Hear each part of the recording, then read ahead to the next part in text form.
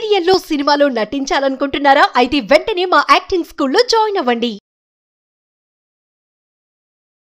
నమస్తే, welcome to Suman TV. నేను మీ Suman TV Usha.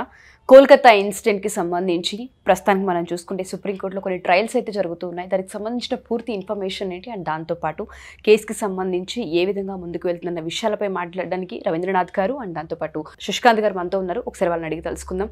నమస్తే రవీంద్రనాథ్ గారు. నమస్తే శశికాంత్ గారు. సో కోల్కతా ఇన్సిడెంట్ యావత్ ప్రపంచం మొత్తం కూడా ట్రయల్స్ జరుగుతున్నాయన్నప్పటి నుంచి ప్రతి మినిట్ కూడా ఏం జరుగుతుంది, ఏం మాట్లాడుతూ ఉంటారు, అసలు జడ్జిమెంట్ ఏ విధంగా వచ్చే అవకాశం ఉంది అండ్ ఏదైనా సరే సత్వరంగా న్యాయం జరిగే విధంగా సూచనలు కనిపిస్తూ ఉన్నాయన్న తరుణంలో ప్రతి ఒక్కరు ఎదురు చూసే క్షణం అని చెప్పొచ్చు అండి. అది సుప్రీంకోర్టులో ట్రయల్స్ ఏ విధంగా జరుగుతున్నాయి, ప్రస్తుతానికి మనం చూసుకుంటే ఎటువంటి దర్యాప్తు జరిగింది? కొన్ని అనివార్య కారణాల వల్ల చంద్రచూడ్ గారు ఈరోజు పోస్ట్ పోన్ చేశారు. సో ఈరోజు పోస్ట్ పోన్లో కొన్ని ట్రయల్స్ జరిగాయి. ముఖ్యంగా ఎవరైతే విక్టిమ్ సంజయ్ రాయ్కి సంబంధించి ఆ రోజు జరిగినటువంటి పోస్ట్ మార్టం రిపోర్ట్స్ ఎలా జరిగాయి, అదేవిధంగా సిబిఐని కూడా వాళ్ళు ఏ రకంగా మీరు ఎవిడెన్స్ ఎలా కలెక్ట్ చేశారు అనే విషయం మీద కూడా కొంత చేయడం జరిగింది. అట్ ద సేమ్ టైం అటు సిఎస్ఎఫ్ వాళ్ళు సెంట్రల్ ఇండస్ట్రియల్ సెక్యూరిటీ ఫోర్స్ వాళ్ళు కూడా ఒక అప్లికేషన్ పెట్టారు. ముఖ్యంగా మెడికల్ కాలేజెస్ మీద మాకు సరైనటువంటి మేము భద్రతలో అంటే ఉండాలి, మేము భద్రతగా ఉండాలంటే మాకు కొన్ని ఫెసిలిటీస్ అవసరం అనే విషయం మీద. సో మెయిన్ ఈ రెండు పారామీటర్స్ మీద సుప్రీంకోర్టు ఇవాళ ట్రయల్స్ చేయడం జరిగింది. అయితే ముఖ్యంగా సిబిఐ వాళ్ళు ఇప్పటికి కూడా ఇంకా ఫైనల్ రిపోర్ట్ ఇవ్వలేదు. అది ఇంకా ఇనిషియల్ స్టేజ్లో ఉంది కాబట్టి రిపోర్ట్ సబ్మిషన్ చేయడంలో చాలా వరకు ట్రయల్స్ అవుతూ ఉన్నాయి. దీనికి సంబంధించి 30 days అయిపోయింది. ఇప్పుడు పబ్లిక్ అంతా కూడా ఎప్పుడెప్పుడా జడ్జిమెంట్ ఎప్పుడు వస్తుంది, అసలు ఎలా వస్తుంది, ఏం జడ్జిమెంట్ వస్తుంది అని అందరూ చూస్తున్నారు. అయితే ఉషా గారు, నేను డైలీ రవి గారిది కూడా చూస్తున్నాను విశ్లేషణ, చాలా బాగా ఇస్తున్నారు ఆయన, minute to minute update. I appreciate you sir for that.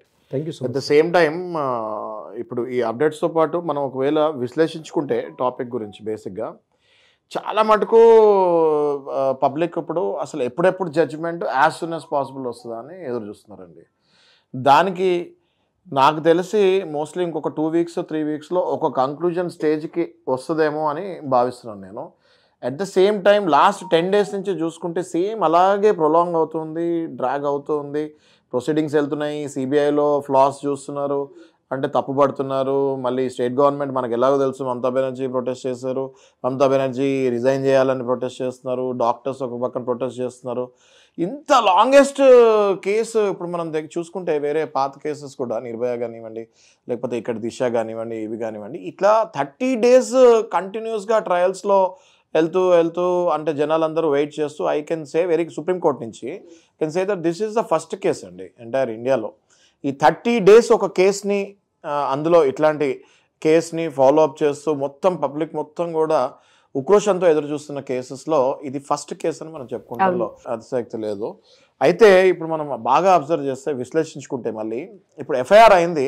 ఇందాక రవి సార్ మేము ఆఫ్ రికార్డు మాట్లాడుకుంటూ ఉన్నాము, సందీప్ ఘోష్ మీద ఎఫ్ఐఆర్ అవ్వలేదు, సంజయ్ రాయ్ మీద ఎఫ్ఐఆర్ అయింది. ఇది గ్యాంగ్ ఇది కాదు, ఇది only Section 64 and Section 103 sir. Section 103 as per new BNS Bharatiya Nyaya Sanhita కిందకి ఇప్పుడు మర్డర్ అండ్ రేప్ కిందకి చేశారు. గ్యాంగ్ రేప్ అన్నది రూల్ అవుట్ చేస్తారు ఆల్మోస్ట్. ఈ రాయ్ మీద కూడా, సంజయ్ రాయ్ మీద కూడా ఓన్లీ ఈ 2 sections వేస్తూ జరిగింది. వితౌట్ ఎఫ్ఐఆర్ సందీప్ ఘోష్కి ఇంట్రోగేషన్ సిబిఐ వాళ్ళు వీళ్ళు ఎప్పటికప్పుడు ఇంట్రోగేషన్ చేసుకుంటూ ఉన్నారు. సో ఒకవేళ జడ్జిమెంట్ ఫాస్ట్ ట్రాక్లో వెళ్ళి వచ్చినా కూడా ఈ రాయ్ అనే వ్యక్తికి ఎవరైతే వాలంటీర్ ఉన్నాడో ఆయనకు ఒకవేళ after the trials and everything capital punishment ఒకవేళ పడినా కూడా, బట్ దాని వెనకాల ఉన్నది అసలు ఏంటి అన్నదే కదా అందరికీ కావాల్సింది. ఇప్పుడు ఒకవేళ క్యాపిటల్ పనిష్మెంట్ ఈయనకి పడి అసలు వెనకాలది బయటకు రాకపోతే what is the point? Yes, మీరు అన్నట్టుగానే ఎవరైతే ఉన్నారో సంజయ్ రాయ్ ఒక్కడే ఉన్నాడా అంటే చాలా మంది చేతులు ఉన్నాయి, చాలా పెద్ద హస్తాలు కనిపిస్తున్నాయి అన్న విషయం చాలా క్లియర్గా మనకు కనిపిస్తుంది. ఈ ట్రయల్స్ కూడా మనం చూస్తే ఇక్కడ ఎప్పటికప్పుడు స్టేట్కి సంబంధించి, సిబిఐకి సంబంధించి ఎంక్వైరీస్ జరుగుతున్న ప్రాసెస్లో సుప్రీంకోర్టు చాలాసార్లు వీళ్ళని మొట్టికాయలు వేయడం కూడా జరిగింది. మేము అడిగింది ఇది కాదు, క్లియర్ కట్గా ఇన్ఫర్మేషన్ కావాలని ఇప్పటికీ చాలాసార్లు మాట్లాడడం జరిగింది. ఒక సంజయ్ రాయ్ దగ్గర ఇది ఆగిపోతే వెనకాల ఉన్న వాళ్ళు ఎప్పుడు బయటకు వస్తారు, అసలు ఇన్వెస్టిగేషన్ ప్రాసెస్ ఏ విధంగా ముందుకెళ్తూ ఉంది, వెనకాల వాళ్ళని కూడా ముందుకు తీసుకొచ్చే ప్రాసెస్ ఏమైనా కనిపించే అవకాశాలు ఉన్నాయా ఈ ఇన్వెస్టిగేషన్లో, ఈ ట్రయల్స్లో? ముఖ్యంగా భారతదేశంలో ముఖ్యంగా సిబిఐ ఏదైతే ఇన్వెస్టిగేషన్స్ ఏవైతే చేస్తారో సిబిఐ చాలా పవర్ఫుల్ అండి. అందులో పనిచేస్తున్నటువంటి ఆఫీసర్లు కూడా చాలా ఇంటలెక్చువల్స్. వాళ్ళు అమెరికన్ కంట్రీస్లో తీసుకున్న వాళ్ళతో ఎక్కడ కూడా తక్కువే విషయంలో ఉండదు. ముఖ్యంగా సిబిఐ అంత పవర్ఫుల్ ఇన్వెస్టిగేషన్ చేస్తుంది సిబిఐ వాళ్ళు. నేను అనుకుంటాను బీయింగ్ ఎన్ అడ్వకేట్గా, ఇందులో ఎస్పెషల్లీ ఈ కేసు సంబంధించి ఆ ఇన్వెస్టిగేషన్ మెథడ్సే మనకు తెలుస్తున్నాయి. అంటే ఫోరెన్సిక్లో ఇన్వెస్టిగేషన్ చేశారని, పాలిగ్రాఫ్ టెస్టులు చేస్తున్నారని, డిఎన్ఏ టెస్ట్, ఇవి మాత్రమే మనకు బయటకు తెలుస్తుంది. బట్ హిడెన్ యాక్చువల్గా ఏం జరిగింది ఇన్వెస్టిగేషన్ రిపోర్ట్ అంది అది బయటకు ప్రెస్కి కానీ అట్లీస్ట్ థర్డ్ పర్సన్ కూడా రిలీజ్ చేయరు. అయితే ఎవ్రీ కామన్ మ్యాన్కి ఇక్కడ ఒక పాయింట్ ఏముంటుందంటే, అరే ఇక్కడ ప్రతి వాడికి 2 పాయింట్లు కామన్ మ్యాన్కి, లేమన్కి నేను చెప్తున్నాను. ఈ ఇష్యూ వింటున్న ప్రతి పర్సన్స్ కానీ మన వ్యూవర్స్ కానీ ఆడియన్స్ కానీ చాలా కోట్లాది మందికి ఒక డౌట్ ఏంటంటే ఇక్కడ 2 విషయాలు. ఏదైతే ఆ రోజు విక్టిమ్ యొక్క బాడీ మనకు సంఘటనా స్థలంలో ఎక్కడైతే లభించిందో ఒక పర్సన్ అంత క్రూయల్టీగా చేయలేడు. ఎందుకంటే ఆమె బాడీ మీద మోర్ దాన్ 25 ప్లేసెస్లో ఫ్రమ్ హెడ్ టు టో వరకు 25 ప్లేసెస్లో ఆమె మీద గాయాలు ఉన్నాయని అంటే పోస్ట్ మార్టం రిపోర్ట్ చేస్తున్నటువంటి మనకి రిపోర్ట్స్లో. అయితే ఇక్కడ మనకి ఇప్పుడు ఇస్తున్న రిపోర్ట్ ప్రకారం మనకి శశికాంత్ గారు ఇక్కడ ఏం చెప్తున్నారు, సెక్షన్ 64 ప్రకారం సింగిల్ పర్సనే అక్యూజ్డ్, ఇక్కడ ఇతనే ఇన్వాల్వ్మెంట్ అయ్యి ఉన్నాడని చెప్తుంది మనకి. ఆల్రెడీ ఈరోజు నిన్న సెల్డా కోర్టులో వెళ్ళిన ఫైలింగ్లో కూడా చెప్తుంది. బట్ సిచ్యువేషన్ చూస్తేనేమో ఒక పర్సన్ ఇంత క్రూయల్టీగా చేయగలడా, ఇది నెంబర్ 1. నెంబర్ 2 ఏమని గుర్తొస్తుందంటే, ఇది యాక్చువల్గా ఏదో ఆ క్షణం తాత్కాలికంగా వాడు ఒక టెంప్టేషన్ వచ్చింది. ఆ టెంప్టేషన్తో అమ్మాయి సింగిల్గా అనిపించింది early morning hours. So that is అది అంటే ఎక్కువగా ఈ రేప్స్ మర్డర్స్ ఎక్కువగా ఎలాంటి టైంలో జరుగుతాయంటే నైట్ అండ్ మార్నింగ్ అవర్స్ జరుగుతాయి. అంటే ఎందుకంటే అది peaceful area, some atmosphere, some లోపల ఉన్నటువంటి సమ్ ఇవన్నీ కూడా జరుగుతాయి. అదొక సబ్జెక్ట్ మనం మాట్లాడుకుంటే దాని గురించి. సో అటువంటి ఎమోషనల్ ఉన్న పర్సన్, ఎందుకంటే ఈయన ఆల్రెడీ ఉమనైజర్ అని తెలుసు, ఆల్రెడీ 2 times సోనాగచ్ ఏరియాకి వెళ్ళాడు, ఎగైన్ చుట్లాన్ ఏరియాని, ఈ 2 ప్రాంతాల్లో ఈ రెడ్ లైట్ ఏరియాస్ టచ్ చేసి వచ్చినటువంటి ఈ పర్సన్ ఇంత క్రూయల్టీగా ఒక్క పర్సన్ చేయగలడా అనే విషయం కామన్ మ్యాన్కి వస్తున్న కామన్ డౌట్. అయితే ఇక్కడ ఈ ఏదైతే ఇన్వెస్టిగేషను ఇంట్రాగేషన్ జరిగాయో ఆ మెయిన్ న్యూస్ మనకు రాలా. ఈరోజు సిబిఐలో ఏం చేశారు, ఒక సీల్డ్ కవర్ సబ్మిట్ చేశారు సుప్రీంకోర్టులో. ఆ సీల్డ్ కవర్లో ఏముంది అన్నది తెలియలేదు, మీడియాకి తెలియదండి, న్యూస్ మీడియాకి తెలియదు. బీయింగ్ ఇన్ అడ్వకేట్స్గా మేము కొంత ట్రై చేస్తాం ఏమి ఉండొచ్చు అన్న విషయం ఒక స్టెప్ వెళ్ళగలుగుతాం కానీ, బట్ ఇంకా డెప్త్లోకి వెళ్ళి ఏం జరుగుతున్నది డెఫినెట్గా సుప్రీంకోర్టు ట్రయల్స్లో జడ్జిమెంట్ వచ్చే ముందు డెఫినెట్గా బయట పెట్టే అవకాశం ఉంది. అయితే ఈ మీన్ వైల్ ఆ సీల్డ్ కవర్ ఇన్ఫర్మేషన్ ఏదైతే ఉందో దీని మీద కొంతమంది బ్యూరోక్రాట్స్ కావచ్చు, పొలిటీషియన్స్ కావచ్చు, పెద్ద వాళ్ళు ఏమైనా ఇన్ఫ్లుయెన్స్ చేసి అక్కడ ఉన్న ఎవిడెన్స్ని, ఎందుకు నేను ఈ మాట చెప్తున్నానంటే ఇష్యూ మనకి August 8th జరిగింది, అదే 9th మార్నింగ్ జరిగింది. ఇమ్మీడియట్గా 14th మార్నింగ్ ఒక పెద్ద వ్యాండలిజం అంటే పెద్ద భారీ అటాక్ జరిగింది, ఎవిడెన్స్ అన్ని పూర్తిగా కొలాప్స్ చేసే ఉద్దేశంతో. ఇవన్నీ ఆలోచిస్తే మనకి ఏం అర్థం అవుతుందో ఏదో సంథింగ్ అక్కడ ఉంది. బట్ ఇక్కడ సిబిఐ వాళ్ళు ఏదైతే చేశారో ఆ ఇన్వెస్టిగేషన్ రిపోర్ట్లో ఏముందో తెలియటారు. మనకు తెలిసిన ఒకే ఒక ఇన్ఫర్మేషన్ ఏంటి, జస్ట్ 64 BNS లో పెట్టారు, 103 పెట్టారు, సెక్షన్ 70 గ్యాంగ్ రేప్ అనేది లేదు. బట్ గ్యాంగ్ రేప్ లేకపోతే ఎవరైనా వచ్చి అమ్మాయిని చంపారా? గ్యాంగ్ ఇక్కడ వర్డ్స్ ఉన్నాయండి, ఇక్కడ మర్డర్ వేరు, రేప్ వేరు. ఇక్కడ సెక్షన్ 70లో మర్డర్ వేరు, రేప్ వేరు. ఇక్కడ నేను అనుకుంటుంది ఏంటంటే బీయింగ్ యాజ్ కొంత మనం ఈ లీగల్ సంబంధించిన ఆలోచనలో ఇక్కడ గ్యాంగ్ రేప్ లేదన్నాడు. సో మర్డర్లో మొత్తం కలిసి ఉన్నారా? కరెక్ట్. ఆమెను ఫిజికల్గా అటాక్ చేశారు. ఇది మైన్యూట్ పాయింట్ చాలా కరెక్ట్గా పట్టుకున్నారండి మీరు. ఇప్పుడు సెక్షన్ పెట్టలేదు, ఏది రేప్ సంబంధించి సెక్షన్ 64 పెట్టేశారు, 70 ఏమో గ్యాంగ్ రేప్ కాబట్టి 70 పెట్టలేదు, 64ని ఎస్టాబ్లిష్ చేశారు. కానీ ఈ 103 మర్డర్ ఏదైతే ఉందో అది గ్యాంగ్ మర్డర్ అయి ఉండొచ్చు కదా అనేది మీరు అంటున్నారు. ఎగ్జాక్ట్లీ. సో 100% ఈ పాయింట్ ఆఫ్ వ్యూలో కూడా నాకు తెలిసి సుప్రీంకోర్టు చూస్తుంది అనుకుంటాను నేను. చాలా కరెక్ట్ పాయింట్ తీశారు సార్ రియల్లీ మీరు. ఈ పాయింట్ చాలా డెప్త్కి వెళ్తే కానీ ఎవరికి అర్థం కాదు. ఎందుకంటే ఇప్పుడు ఓన్లీ ఆ రాయ్ ఒక్కడే రేప్ చేశాడు అన్నది ఆల్మోస్ట్ ఎస్టాబ్లిష్ అయిపోయింది. అయితే మర్డర్ కూడా వాడొక్కడే చేశాడా అన్నది ఇంకా ఎస్టాబ్లిష్ కాలేదు. మర్డర్కి గ్యాంగ్ మర్డర్ అని ఉండదు, ఇట్స్ ఎ మర్డర్, దానికి సపరేట్ సెక్షన్ ఏమి ఉండదు. మళ్ళీ మర్డర్కి రేప్కి మాత్రం సపరేట్గా సెక్షన్స్ ఉంటాయి, ఏది నార్మల్ రేప్కి గ్యాంగ్ రేప్కి. సో ఇది చాలా well done sir, correct point ఇది.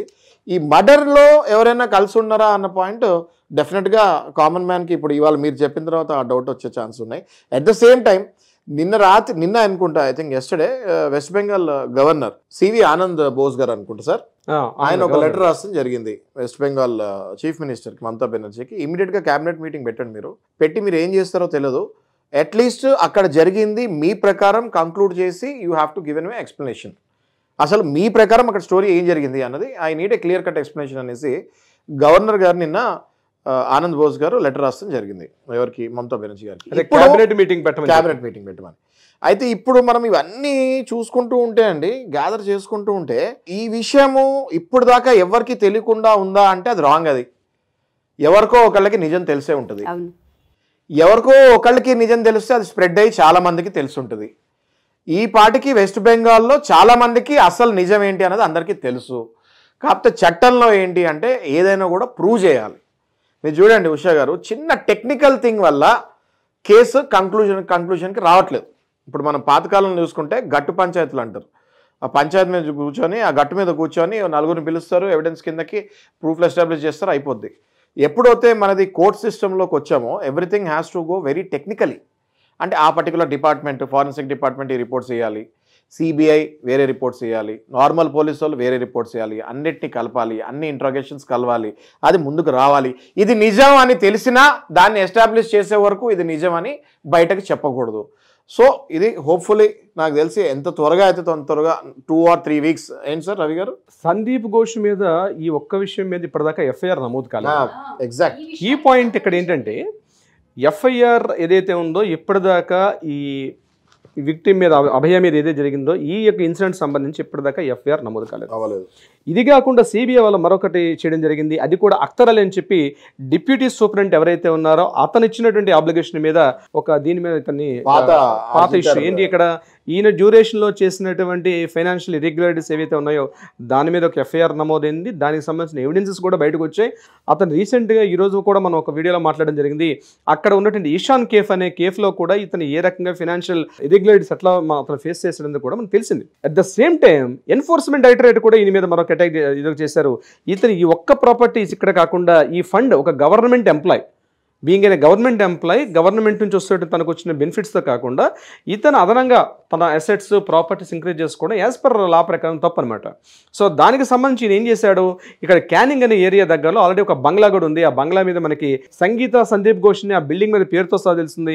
అక్కడ వాళ్ళు లోకల్ ఎంక్వైరీ చేస్తే ఈ బిల్డింగ్ యాక్చువల్గా డాక్టర్ బాబు అని పిలుస్తామండి, ఆ బిల్డింగ్ ఆయనదని చెప్పడం జరిగింది. అక్కడికి వెళ్ళాలో మళ్ళీ ఈడీస్ వెళ్ళి అక్కడ సెర్చింగ్ వెళ్తే చాలా డాక్యుమెంట్స్ అన్ని కూడా కలెక్ట్ అయింది. ఇది మనకి అథెంటికేషన్ ఇన్ఫర్మేషన్ ప్రకారం. అంటే ఓవైపు కేసు అక్యూజ్ వైపు చూపిస్తున్నారు, అట్ ద సైమల్టేనియస్గా సందీప్ ఘోష్ యాక్టివిటీస్ మీద ఉంది. సందీప్ ఘోష్ చాలా పాలిగ్రాఫ్ టెస్టులు చేశారు. ఈయనతో పాటు మోర్ దాన్ 10 మెంబర్స్కి పాలిగ్రాఫ్ టెస్ట్ చేశారు. 100 మంది పైగా 100 మెంబర్స్కి పైన కూడా వాళ్ళకి ఇంట్రాగేషన్స్ ఇన్వెస్టిగేషన్ చేశారు. అయితే నా డౌట్ ఇక్కడ ఏంటంటే, ఇది సందీప్ ఘోష్ పాత్ర కూడా ఈ విషయం అంటే ఈ అమ్మాయికి ఏమైనా తెలిసి ఎక్కువ అడుగుతున్నాను, ఈ అమ్మాయి ఏమైనా ఆ కాలేజీలో ఉన్నటువంటి ఏమైనా ఇర్రెగ్యులారిటీస్ మీద ఈమె దృష్టి పెట్టి ఈ మీద సందీప్ ఘోష్ పాత్ర ఉందా అనే కోణంలో ఎక్కడ ట్రై చేస్తున్న ఇన్ఫర్మేషన్ దొరకట్లేదు అమ్మాయి మనకి. డెఫినెట్లీ బయటకు వస్తుంది సార్. అది ఇప్పుడు మీరు కరెక్ట్ అక్కడ వరకు వచ్చి ఆగారు కదా, అక్కడి నుంచి మళ్ళీ ఇన్వెస్టిగేషన్ ఇప్పుడు స్టార్ట్ అయింది. ఈ సందీప్ ఘోష్ ఏమేం ఫెసిలిటీస్ ఇస్తాం వల్ల ఈ సంజయ్ రాయ్ ఈ అగాత్యానికి పాల్పడ్డాడు అన్నది ఒకవేళ ఇంటర్ రిలేషన్ కనుక ఏర్పరచగలిగితే ఈయన క్రైమ్లో ఏ సెక్షన్ పడిందో equally as good as provoking and supporting the criminal అదే సెక్షన్ పడే అవకాశం డెఫినెట్గా ఉంటుంది. అంటే పర్సనల్గా ఈ సెక్షన్ 64 పడకపోయినా మర్డర్లో మాత్రం 103 BNS భారతీయ న్యాయ సంహిత కిందకి మర్డర్లో సందీప్ ఘోష్ని కనుక ఇన్వాల్వ్ చేయగలిగితే ఆ సెక్షన్కి పుల్ చేసి ఇద్దరికి క్యాపిటల్ పనిష్మెంట్ పడే ఛాన్స్ సందీప్ ఘోష్ అండ్ సంజయ్ రాయ్ మీద ఆల్రెడీ జాయింట్ ఉన్నట్టుగా మనం ఒక స్పెషల్ వీడియోస్ చేసాం. వీలైతే మనం ప్రీవియస్ వీడియోస్ ఒకసారి మీరు వెళ్ళగలిగితే నేర చరిత్ర 1 అని మనం ఒక ఎపిసోడ్ చేసాం స్పెషల్ దీని మీదే. ఎపిసోడ్ అంటే మొత్తం ఒక సీరియస్ గా చేస్తూ నేర చరిత్ర 1 అని ఒకటి చేసాం. అప్పుడప్పుడు అనిపిస్తుంది అండి నాకు, అంత తొందరగా కూడా తెలియదు కాదని. రీజన్ ఏంటి అంటే దీని వెనకాల చాలా పెద్ద మాఫియా ఉంది. ఇంత 30 రోజులైంది, యావత్ భారతదేశం 150 కోట్ల మంది ఎదురు చూస్తున్నారు, ప్రపంచ దేశాలన్నీ ఎదురు చూస్తున్నాయి. మీరు ఇందాక మనం ఆఫ్ రికార్డ్ మాట్లాడుకున్నట్టు మొత్తం 25 కంట్రీస్లో ప్రొటెస్ట్ జరిగింది నిన్న. ఓకే, యావత్ భారతదేశం యావత్ ప్రపంచం దీనికి ఎదురు చూస్తున్నప్పుడు ఈ సందీప్ ఘోష్ అనేవాడు కూడా అప్రూవల్గా మారి ఒకవేళ మినిస్టర్ లెవెల్లో గవర్నమెంట్ లెవెల్లో ఎవరైనా ఇన్వాల్వ్ అయ్యి ఉండి వాళ్ళ పేర్లు కూడా బయట పెడితే ఎంటైర్ గవర్నమెంట్ కొలాప్స్ అయ్యి ఈ కేసు పెద్ద ల్యాండ్ మార్క్ కేసు లాగా అయ్యే ఛాన్సెస్ ఉంటాయి.